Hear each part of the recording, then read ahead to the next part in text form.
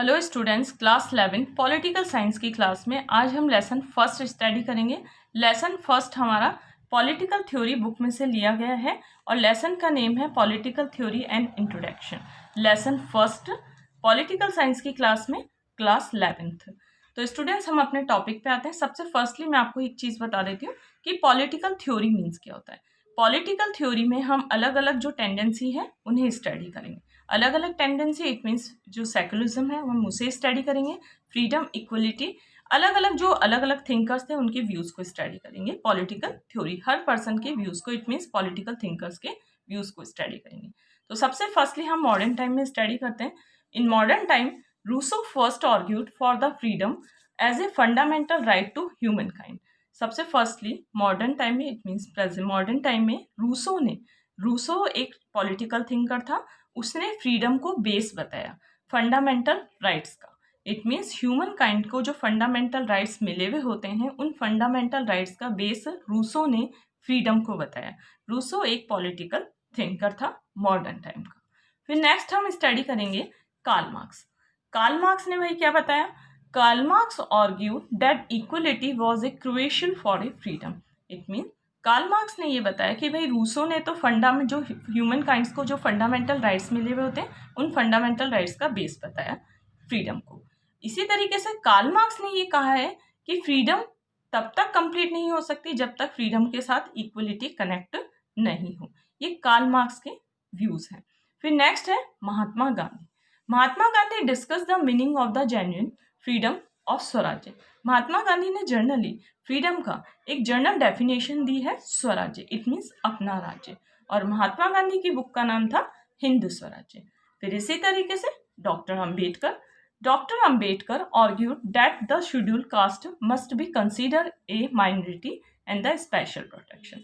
Doctor Ambedkar ने कहा कि सोसाइटी में जो बैकवर्ड क्लासेस है, जो ओबीसी क्लासेस हैं, उन्हें जनरल क्लास के बराबर इक्वलिटी मिलनी चाहिए। इट मीन्स उनके साथ डिस्क्रिमिनेशन नहीं होना चाहिए। तो इसलिए डॉक्टर BR अम्बेडकर ने कहा जो अदर बैकवर्ड क्लासेस हैं, जो पुअरेस्ट पर्सन हैं, उन्हें रिजर्वेशन दे के स्पेशल प्रोटेक्शन मिलना चाहिए।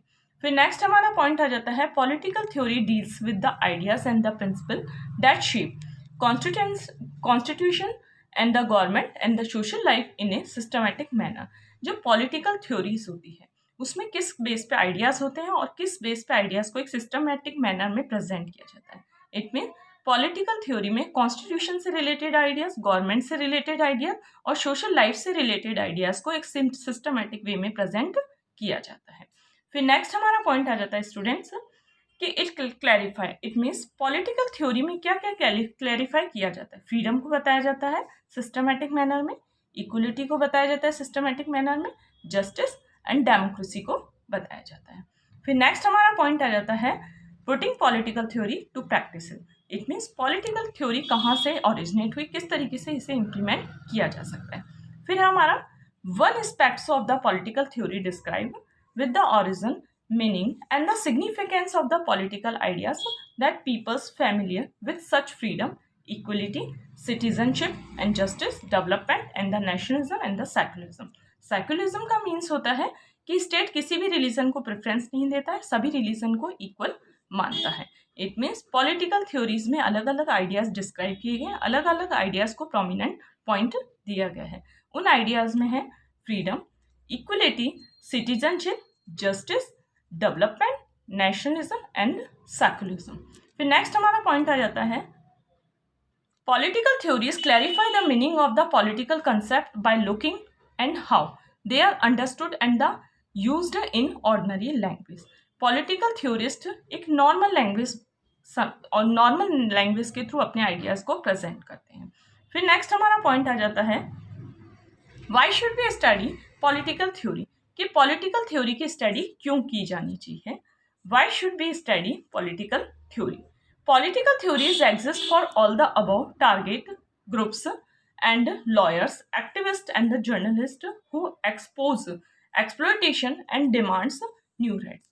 इट मीन्स पॉलिटिकल थ्योरी के बेस पे, पॉलिटिकल थ्योरीज के बेस पे जो अलग अलग ग्रुप्स होते हैं वो अपनी अपनी डिमांड्स को प्रेजेंट करते हैं, प्लस एक्सप्लॉयटेशन के अगेंस्ट रेवोल्यूशन करते हैं या फिर रिएक्ट करते हैं। जैसे अलग अलग ग्रुप्स का मतलब है, जैसे लॉयर, एक्टिविस्ट, जर्नलिस्ट, ये सारे मिलकर अपनी डिमांड को प्रेजेंट करते हैं और डिमांड को गवर्नमेंट के सामने रखते हैं, और अगर गवर्नमेंट उनकी डिमांड्स को नहीं मानती है तो उनके अगेंस्ट ये एक्टिवेट होते हैं। फिर नेक्स्ट हमारा पॉइंट आ जाता है, people are all going to be citizen entitled to vote and decide other issues. It is help to have a basic knowledge of the political ideas and institution that shape the world we live. It means political theory को की study क्यों की जाती है। सबसे पहले इसमें citizen होते हैं, वो क्या करते हैं, वोट डालते हैं और वोटों के थ्रू रिप्रेजेंटेटिव डिसाइड होते हैं।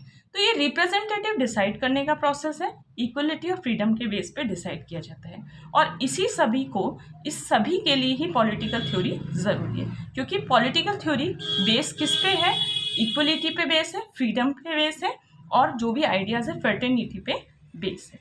फिर नेक्स्ट हमारा पॉइंट आ जाता है student, freedom, equality and the secularism are not abstract issues in our lives.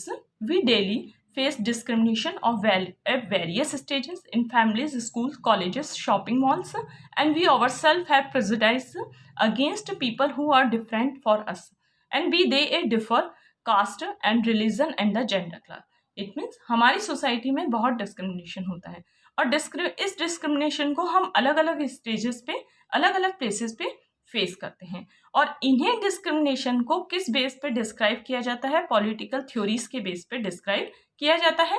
It mean जो अलग अलग थिंकर्स होते हैं वो अपने आइडियाज़ के थ्रू इस डिस्क्रिमिनेशन को प्रेजेंट करते हैं सोसाइटी के सामने। इस तरीके से पॉलिटिकल थ्योरी का स्टडी की नीड है। फिर है हमारा, जैसे each student enjoy debates and competition should have right about what is right and the wrong. कोई भी स्टूडेंट्स हो या फिर कोई भी ग्रुप हो या कोई भी पर्सन हो जो सोसाइटी से बिलोंग करता हो, सोसाइटी से तो हम सभी बिलोंग करते हैं, तो हम सभी पॉलिटिकल थ्योरीज के बेस पे ये जानते हैं कि क्या हमारे लिए राइट है और क्या रॉन्ग है।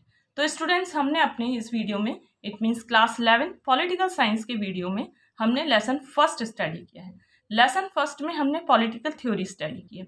पॉलिटिकल थ्योरी का बेस, पॉलिटिकल थ्योरी में स्टडी किया है हमने, इक्वलिटी को स्टडी किया, फ्रीडम और सेक्युलरिज्म को स्टडी किया। सेक्युलरिज्म का मीन्स है स्टेट किसी भी रिलीजन को प्रेफरेंस नहीं देता है, बल्कि सभी रिलीजन के डेवलपमेंट के लिए इक्वल बिहेव करता है। तो ये हमारा फर्स्ट और लास्ट वीडियो है।